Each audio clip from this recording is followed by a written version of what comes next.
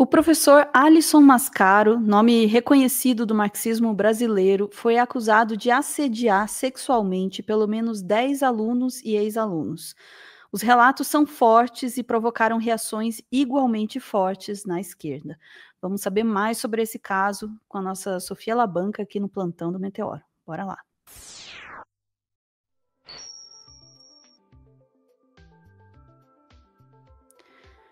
Sofia, esse caso realmente mexeu com muitas das nossas percepções, né? Pois é, Ana. A gente está falando aqui do professor Alisson Mascaro, professor da Faculdade de Direito da USP, né? Reconhecido aí no campo da filosofia e teoria do direito, que foi alvo aí dessas acusações. Daí eu estava pensando, Ana, aqui como que eu iria fazer a abordagem disso e eu decidi que a melhor forma seria fazer uma abordagem cronológica. Por quê? Porque a história começa antes ainda da reportagem que gerou a denúncia, que revelou as denúncias, né? Então, no dia 29 de novembro, o professor Alisson Mascaro publicou no canal do YouTube dele um vídeo no qual ele falava que estava sendo perseguido por stalkers. Então, vamos ver alguns trechinhos desse vídeo. Então, vamos lá. No ano de 2024, no entanto, esta perseguição mudou sua forma de operação. E então, no começo deste ano de 2024, estes perfis perseguidores, estes stalkers, haters, passaram a enviar mensagens a pessoas próximas de mim. Estas mensagens eram ocultas, sempre se valendo deste anonimato do perfil ou dos perfis que promoviam tal insídia. E essas mensagens buscavam enviar para essas pessoas mensagens ou comunicados ou reclames para que elas pudessem falar contra a minha pessoa. E então, este processo foi se avolumando, enviavam-se mentiras para pessoas próximas de mim, e esse processo de comunicação, sem que se pudesse rastrear o itinerário, quem mandava, para quem mandava, esse processo oculto pelas redes sociais, ele tomou vulto. Estes perseguidores aumentaram o grau dessa campanha de difamação, de tal modo que no mês de julho deste ano, quando uma de minhas redes sociais, inclusive, logrou um número de 100 mil seguidores, imediatamente, logo em seguida, talvez incomodados politicamente com a difusão de minhas ideias e minhas palavras, estes perfis perseguidores começaram a cometer barbaridades ainda maiores.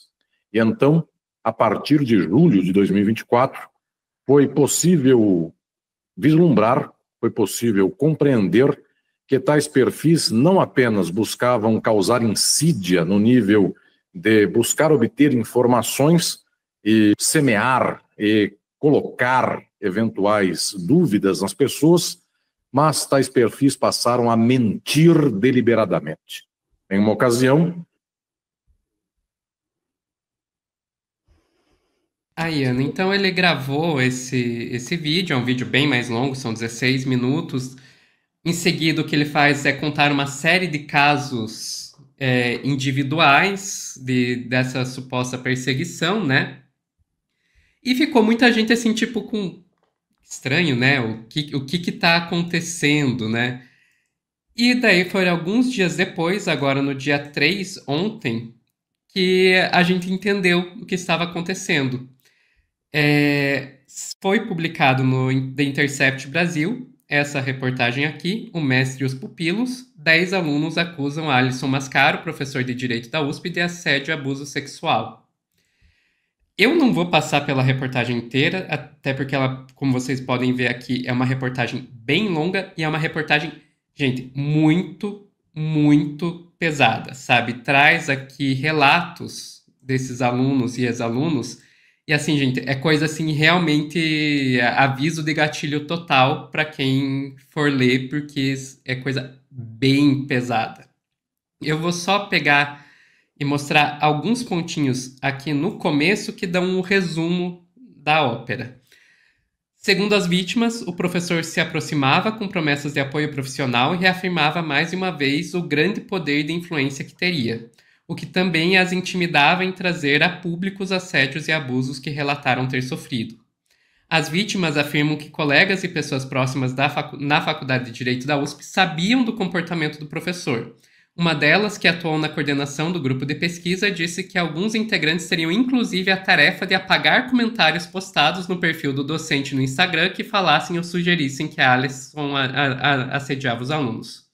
Além de concederem entrevistas presenciais e por vídeos, todas gravadas, as 10 vítimas compartilharam e-mails, documentos e prints e mensagens que tiveram o número de remetente atribuído a Alisson checados sobre o que narram. Também ouvimos ao longo de 2 meses outros 6 amigos das vítimas que corroboraram os fatos narrados. Vítimas e pessoas próximas a elas não serão identificadas nessa reportagem por temerem represálias. Intercept também não publicará detalhes dos casos que possam contribuir para a identificação das fontes. Então, tá aí, daí tem ali, como eu mostrei, uma reportagem bem longa, vocês podem procurar lá no Intercept Brasil, mas é só dizer aqui mais uma vez, vão aí, assim, tipo, sabendo que precisa ter estômago para lidar com o que tá lá.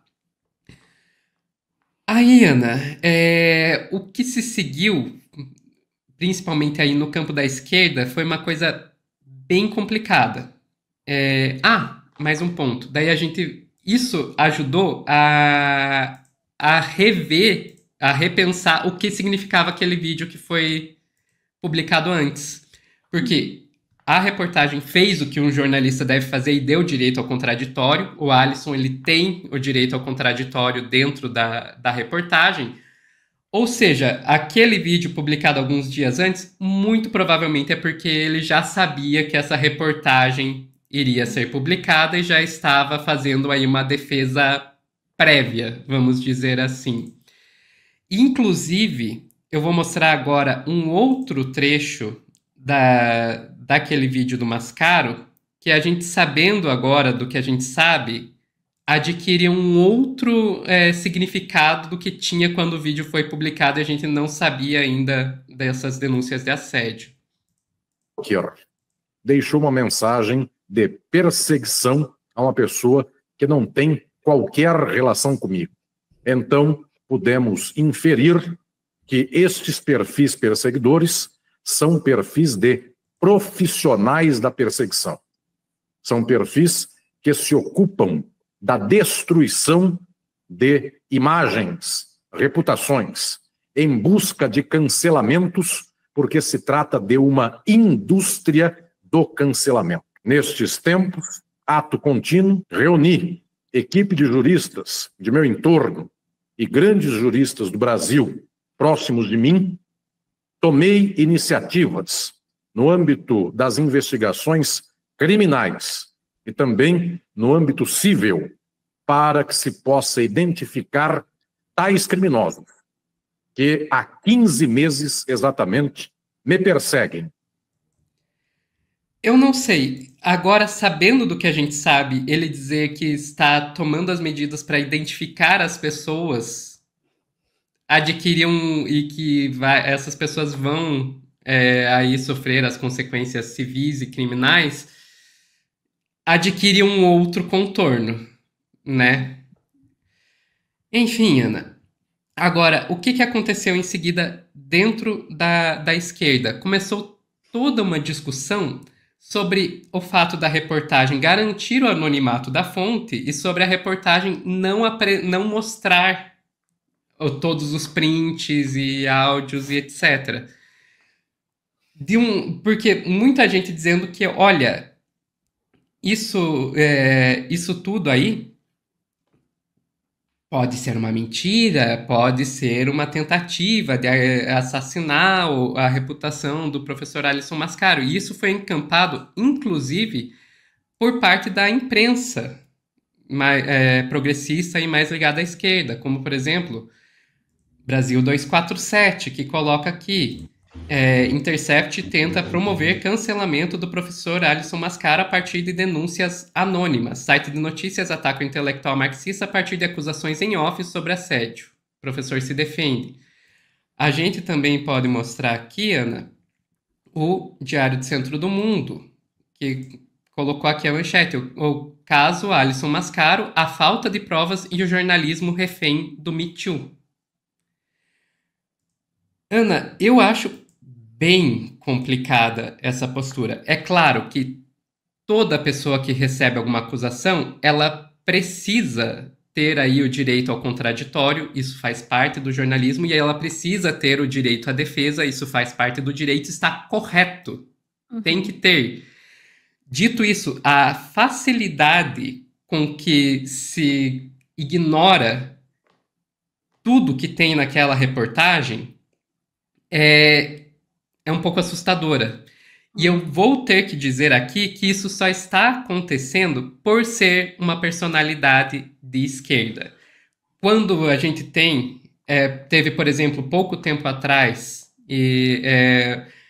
a denúncia lá na agência pública sobre o ex-diretor da Brasil Paralelo, foi uma reportagem bem nos mesmos moldes dessa reportagem que a gente viu aqui do Mascaro. E eu não vi a esquerda fazendo todo esse barulho aí de, ai meu Deus, será que a gente pode confiar nessas denúncias?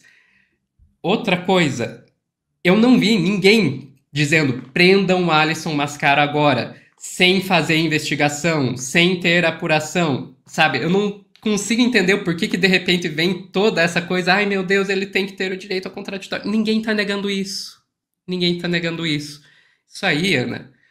Daí eu tive várias discussões com colegas jornalistas sobre isso, em grupos sobre isso, e eu não vou citar o nome da pessoa porque eu não pedi autorização para ela para citar o nome.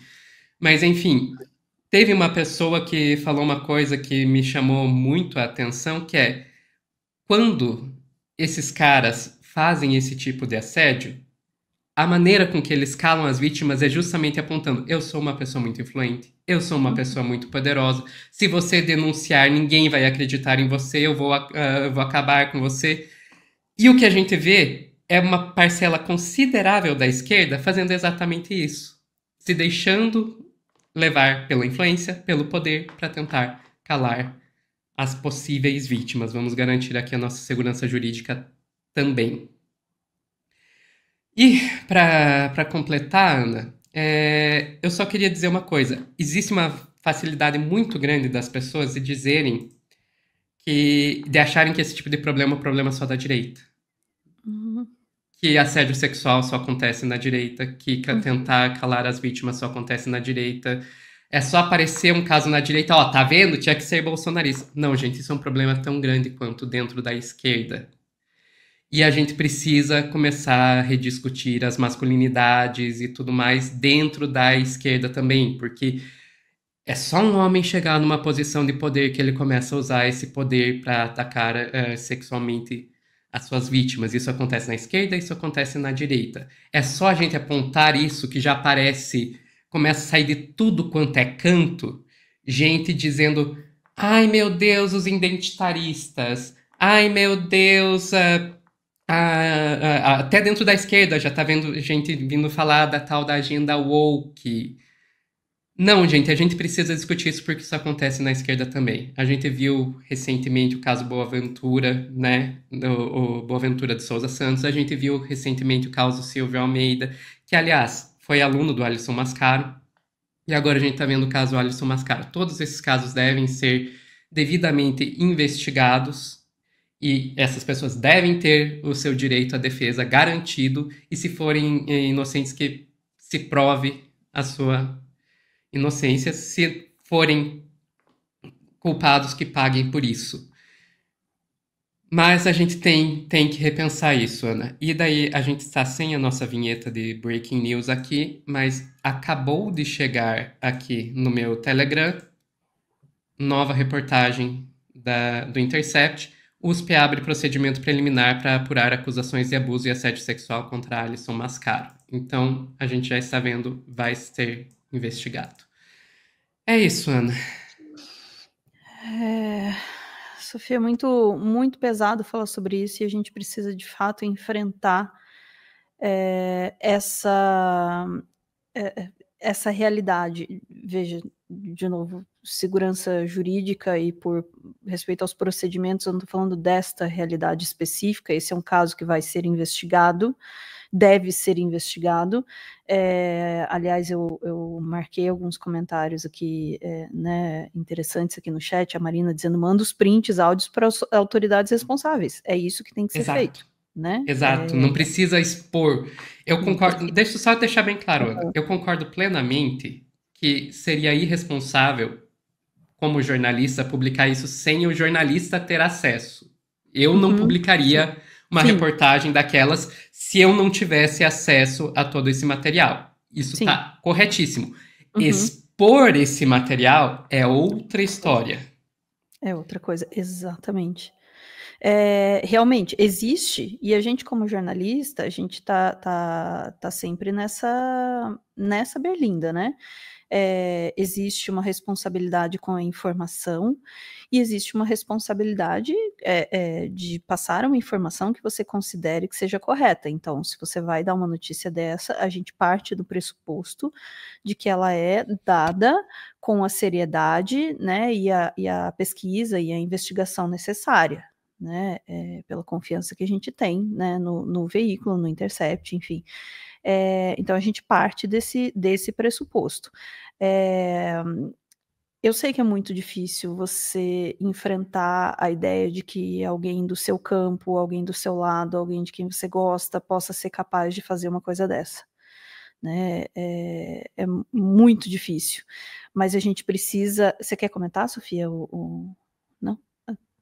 Você está mutada, mas eu entendi o que você quis dizer. Saiu mais uma novidade, mas termine. Tá. A gente precisa enfrentar essa possibilidade, até porque isso, como a Sofia bem pontuou, isso faz parte dos mecanismos de abuso. Um abusador com muita frequência é alguém que é amado pela sua comunidade, é alguém que é respeitado, é alguém que é visto como uma boa pessoa. A ideia de um abusador que é uma pessoa assim nefasta do mal, que vive nas sombras, isso é o maior desserviço que a gente pode fazer às vítimas e à realidade. Então a gente precisa enfrentar assim essa possibilidade de que a gente tem carinho por uma pessoa que se mostra um abusador, e a gente precisa olhar isso no campo da esquerda, porque sim, gente progressista, gente de esquerda pode sim e é abusador, tá? Então a gente precisa ficar muito, muito esperto, não apenas com os acontecimentos, mas com as nossas reações, tá?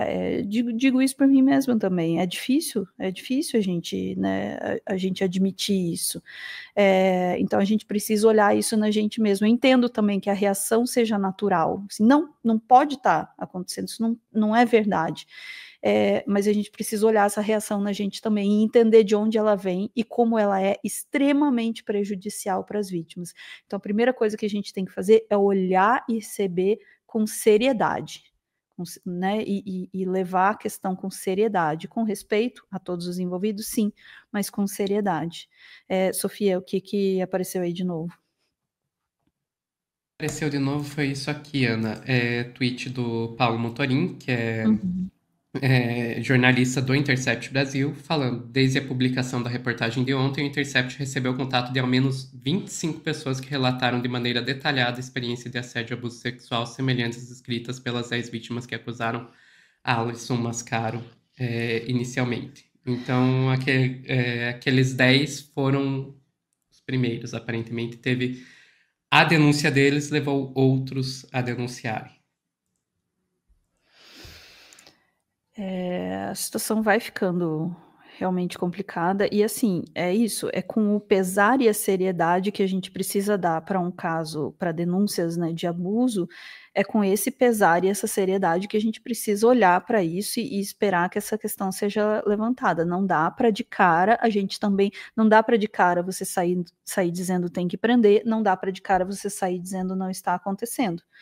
é preciso olhar com seriedade, e isso vai exigir de nós, se a gente quiser, de fato, e estivermos de fato, como a gente gosta de dizer, comprometido com uma luta contra esse tipo de abuso e outros, a gente precisa olhar para dentro da gente também nas nossas reações e nessa reação imediata aí de negação, tá? Faz parte do processo e é o que mantém, de novo, não estou falando desse caso, questões jurídicas, mas é o que mantém as vítimas em silêncio, é o que mantém os abusos acontecendo, especialmente nessa área, como também bem lembrado aí, na área do direito, onde as pessoas costumam ter muito poder, é muito, muito comum, né, que esse tipo de relação, né, de abusos de vários tipos possam acontecer justamente porque você tem figuras que têm muito poder e muita influência, não é apenas na área do direito, né,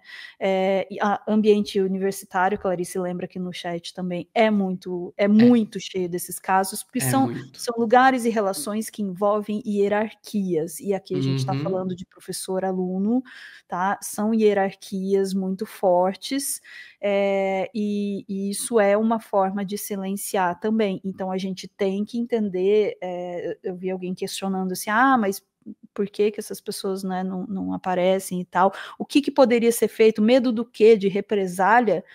É uma relação hierárquica. Quando a gente tem uma relação hierárquica, aí a gente precisa tomar um pouco de cuidado aí, né?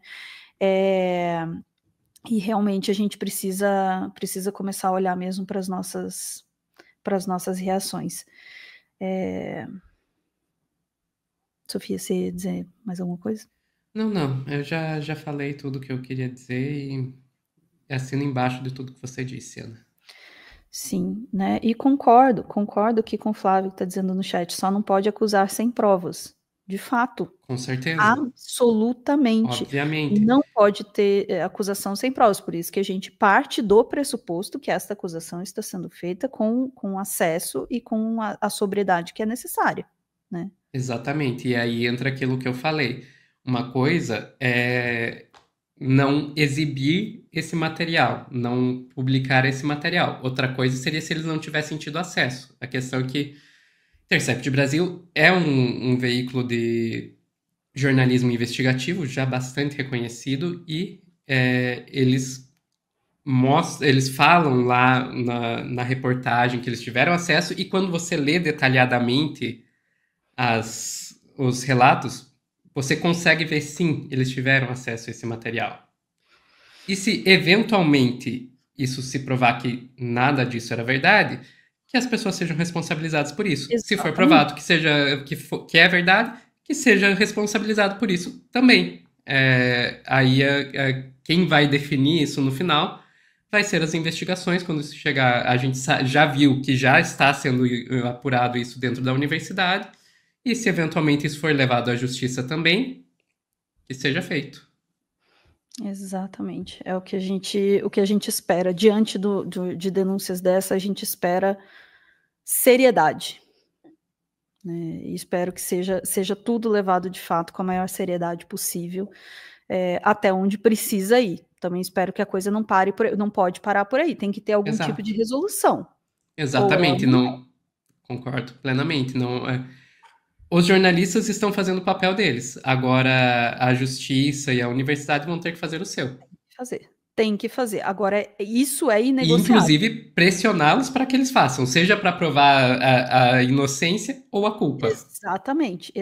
Abandonar o caso no meio é a pior coisa que a gente pode fazer nesse momento. Exatamente. A partir desse ponto, ele tem que ir até o final, né?